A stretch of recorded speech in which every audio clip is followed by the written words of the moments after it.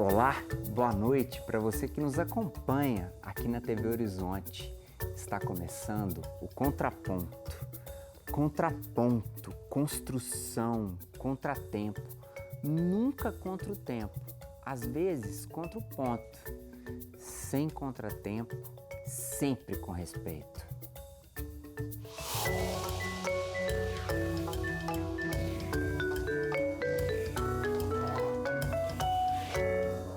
O pulso ainda pulsa, o corpo ainda é pouco, ainda pulsa, ainda é pouco. Hoje, a nossa convidada, a nossa entrevistada é a Daniela Monteiro Fernandes Moreira, especialista em gerontologia pela PUC Minas e pneumologia sanitária pela Fiocruz. Ela é atualmente servidora pública de Ribeirão das Neves, periferia da região metropolitana de Belo Horizonte, que traz uma necessidade gigante de trabalhar com o recurso que ela tem, a possibilidade de levar saúde para aquelas pessoas. Dani, seja bem-vinda. Obrigada. Dani, falar de estatística para nós da saúde é uma questão sempre desafiadora e importantíssima. Muito porque as matérias de estatística são colocadas no início do curso e a gente costuma achar que o final não será tão importante, a estatística, a construção do dado. Por que construir o dado, Dani, é tão importante? Porque o dado, ele gera informação, Jairo. Porque não adianta você falar em saúde, se até o gestor, até mesmo o enfermeiro lá da estratégia de saúde da família, se não tiver um dado de como que é a sua população, quais são as suas vulnerabilidades sociais, de saúde, aonde que ela está localizada, ela não consegue atuar. Então, tanto lá a nível local, né, o agente comunitário de saúde, o enfermeiro, quanto a nível central, né, que é dentro do meu trabalho, quanto da Secretaria de Saúde. Dani, passamos agora há pouco tempo por um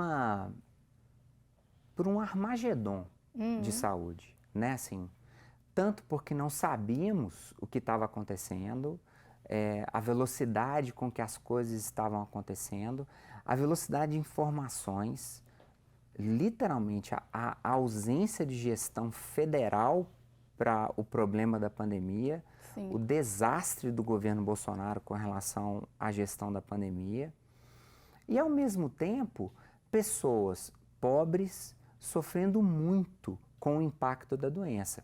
O impacto no emprego, o impacto na saúde, o impacto das pessoas mais velhas, gente perdendo pessoas ali. Como que foi, Dani, assim, antes da gente chegar nesse ponto da estatística que eu comecei a falar sobre o programa? Como que foi, Dani, o manejo da doença em Neves? As suas impressões primeiro, eu não estou colocando aqui nenhum dado em si, mas como que a Dani via todo dia isso acontecer na saúde em Neves? Então, a gente via assim, a gente via os dados, né? A gente recebia as informações. Eu trabalho com parceria com a epidemiologia, então a gente fazia ligação, via como é que estavam os pacientes, às vezes aquele que foi a óbito, né, ou aquele que está internado, que a gente tinha que monitorar. Então, assim, era sofrido, né, era tenso. Então, quando a gente teve o início, né, que era tudo muito novo, a gente não sabia o que ia acontecer, né, que a gente começou a trabalhar com dados, informar semanalmente, às vezes até diariamente, como que estava a situação. E depois, e quando foi no segundo boom, que a gente viu o hospital lotado, unidades... 4 mil pessoas por dia morrendo, né? E aí a gente tinha que trabalhar com informação e ter uma ação rápida, né? Então, lá Neves, apesar de ser um município carente, né, um dos mais carentes da região metropolitana, foi um processo que que teve que ter gestão mesmo, muito além de assistência, né?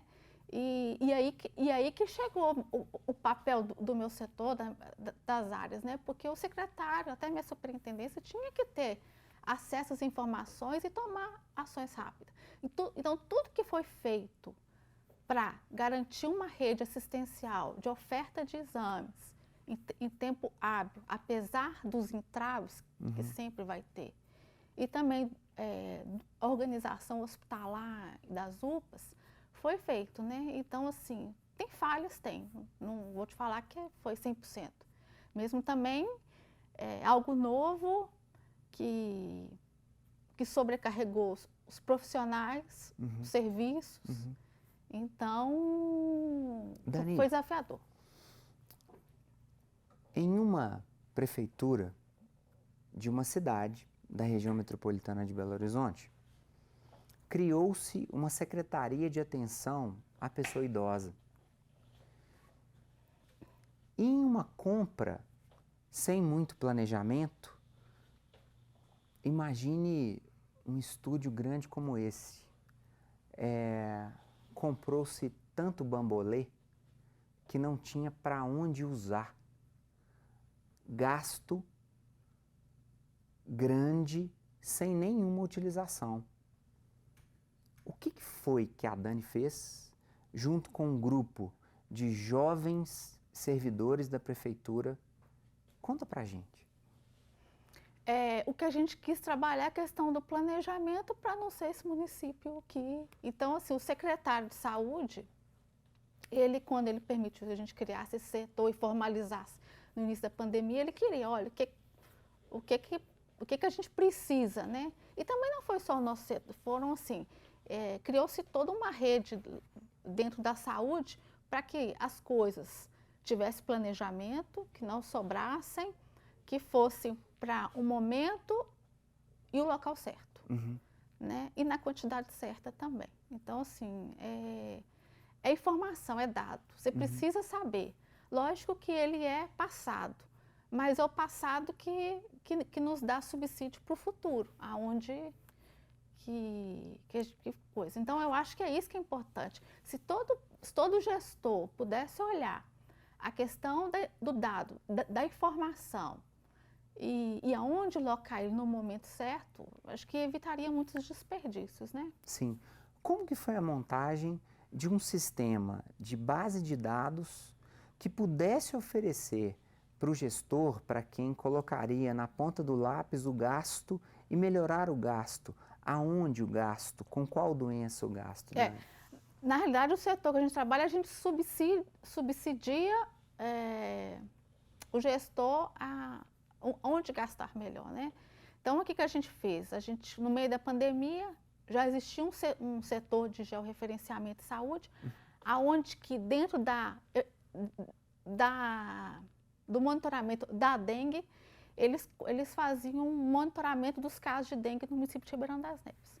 E nisso a gente ampliou, né? Então, eu chamei eles para a gente compor essa equipe, e aí a gente ampliou isso para o município todo, para todos os agravos. Então, o que a gente faz? A gente faz boletins epidemiológicos, faz painéis, onde quem é responsável por aquela área tem acesso no seu computador virtualmente e informa a necessidade dele, né? O que ele precisa saber naquele momento e para aquele gestor daquele programa de saúde, daquela área, saiba que medida tomar. Ou seja, georreferenciamento, uma referência com relação à área do município. Isso. O sul do município, ele tem muita dengue, então precisamos de colocar os agentes para aquele momento, né? Isso. E aí, a Dani tem a ideia, porque você tem um conhecimento, a enfermagem, ela é uma ciência apaixonante, porque ela não é apenas a ciência do cuidado, Não. Ela também é o pensamento com relação ao investimento da doença. No fundo, o enfermeiro, ele também é um gestor do sistema de saúde que está ali perto. Quem são as pessoas que você chamou para trabalhar contigo para aumentar, para dar mais sustância nesse dado georreferencial, Dani? Então são três rapazes que trabalham nas zoonoses de Qual Ribeirão o nome das deles, Dani? Neves. Conta para nós. Fernando Rodrigues, Rony e José Júnior, né? Um é geógrafo, Que legal. um é programador e o outro, que é o Fernandinho, que a gente chama de Fernandinho, ele é gestor em saúde pela UFMG e biólogo. Também fez biologia. Então, assim, tem uma bagagem enorme. E eu achava que, não, então não vamos, como vocês têm uma bagagem enorme, então vamos trazer e vamos montar uma equipe. E aí o meu secretário, ele e a minha superintendente abraçou a causa. E aí a gente cria o quê? Além de a gente fazer os painéis, né, para o gestor da área monitorar lá no seu computador o que ele precisa monitorar, o que ele precisa fazer, a gente cria boletins epidemiológicos. Do Covid, né, monkeypox agora, né, e das arboviroses e dos agravos principais no município.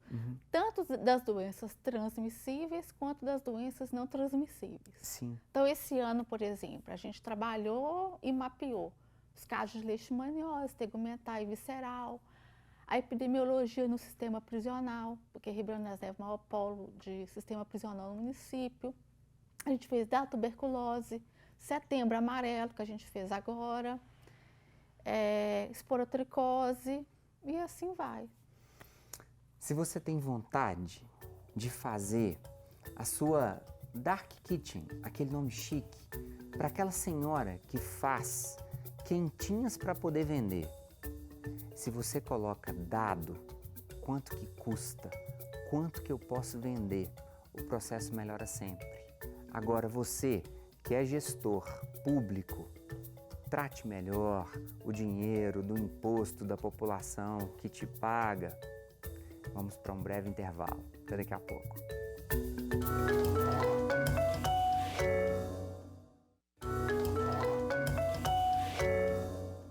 Estamos de volta com o Contraponto. E no programa de hoje, a gente conversa com a enfermeira Daniela Monteiro. Ô Dani, eu te chamo de Dani porque eu acho que quando a gente faz um movimento de costura entre os saberes da saúde, a gente se aproxima. E eu respeito muito o trabalho da Dani. Eu acho a Dani uma profissional super dedicada, super estudiosa. E a Dani começou, quando eu a conheci, ela estava em um projeto de gestão em Ibirité, na prefeitura de Ibirité, com pacientes que recebiam a notícia do HIV positivo. Dani, conta pra gente como é que era esse processo de respeito, de cuidado, de receber a pessoa num momento tão complexo. Era complexo, a gente tinha que ter muita sensibilidade, empatia e simpatia também, né? E cuidado, porque a gente lá tinha o CTA, né, que é o Centro de Testagem, e aí às vezes chegavam pessoas, né, que por vários motivos queriam saber o resultado. E aí quando você faz o exame, né, no início era exame laboratorial que você colhia, fazia o acolhimento, colhia, levava na época para a FUNED, né, para o LACEN, e depois no segundo momento você entregava o resultado. E aí quando o resultado dava positivo, aquela fragilidade que até doía no coração, né? Muitas eram mulheres casadas, né, que às vezes idosos, crianças, mães. Então era muito difícil, mas tinha que ter sensibilidade, ao mesmo tempo você tinha que ser forte você tinha que dar o apoio, né, e acolher aquela pessoa porque ela tinha que iniciar o tratamento. No serviço também existia assistência, né, daqueles pacientes. Então ela além de você acolher, acompanhar, você tinha que fazer gestão de casa, acompanhar se ele estava tomando as medicações corretamente, buscando o medicamento na farmácia, estava tendo cuidado com o seu parceiro. Então, todo aquele trabalho de, ao mesmo tempo, de prevenção para novos casos, como também para o cuidado dele que estava fragilizado naquele momento. Onde que a ideia de criar uma base de dados acontece a partir desse trabalho tão bonito que você fazia, Nani? Como que acontece a vontade de ter um controle maior da gestão dos recursos, de onde que os casos estão acontecendo? Como que é esse desenho, no desejo da enfermeira de pensar que eu não vou construir uma sala de bambolê, eu preciso de transformar o dado na melhoria de qualidade de vida das pessoas para quem eu trabalho? Então, é a questão do gestor ter acesso aos bancos de dados, sistemas de informação, né? Ver quem são os seus pacientes portadores de HIV, né? Hoje fala pessoas vivendo com HIV/AIDS, onde que eles estão, né? E aí ver o que eles precisam, né? Então a gente tinha essa necessidade também, ver quem são os meus pacientes, aonde que eles estavam distribuídos no município, e até pensando também que, além disso, aonde que eu tinha menos distribuição de preservativo. Sim. Por quê? Porque se eu tenho menos distribuição de preservativo lá na unidade básica de saúde, é onde que eu tenho que trabalhar mais, medidas de prevenção. Porque às vezes não está buscando por causa de um estigma, né, e tudo. E até mesmo também ver aqueles meus casos de HIV/AIDS ou de sífilis, que a gente também trabalhava, que hoje nós vivemos uma epidemia de sífilis. Se eu sei onde que ele mora, onde que está aquele local, onde tem mais casos de sífilis, é onde que eu tenho que intensificar as ações. Dani, como é que acontecia a reunião de vocês quatro? Os dados chegam a partir daquelas pessoas dos programas de saúde que vão às famílias? Ah, tá. Isso, lá em Ribeirão das Neves a gente tem um processo seguinte.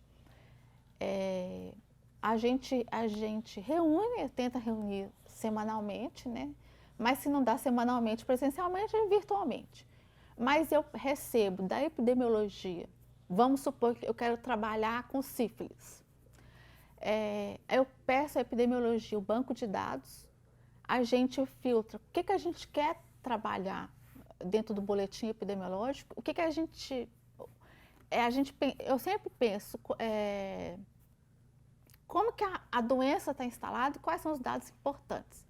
A partir disso, a gente começa a refinar os dados estatísticos, eu passo para eles constroem os mapas, né? E aí a gente conversa e desenha os boletins epidemiológicos. E quando a gente fala da gestão desses dados, qual que é a melhor forma de pensar, por exemplo, um ministro da Economia que diz que tem que privatizar uma praia?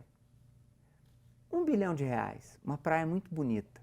Essa praia vai se tornar propriedade da companhia, do hotel que comprou aquela praia. Qual que é a importância, Nani, de ter saúde gratuita, ampla, de qualidade, que recebe o paciente homossexual que acabou de ter a notícia de que ele é HIV/AIDS positivo, né, que ele tem a doença, mas que é possível viver e ter qualidade se ele toma os medicamentos? Qual que é a importância, Dani, da gente valorizar o Sistema Único de Saúde no Brasil, país com mais de 100 milhões de habitantes, que tem um Sistema Único de Saúde com qualidade? Qual é a importância da gente firmar o pé e dizer que o paciente hemofílico, homem, que não consegue fazer a cicatrização, eu estou resumindo, e que tem que ir ao dentista? Dani, qual que é a importância do Sistema Único de Saúde? O Sistema Único de Saúde, o SUS, né, ele é universal, né, e ele trabalha com equidade também, um dos princípios dele, que é ofertar para aquele que não tem tanto acesso, para aquele que, né, que tem acesso, né? Então, a importância da gente valorizar ele mesmo, né? Porque o Brasil é um dos países no mundo com maior carga tributária, né? E o SUS, ele é gratuito, ele é universal. Então, assim, a gente é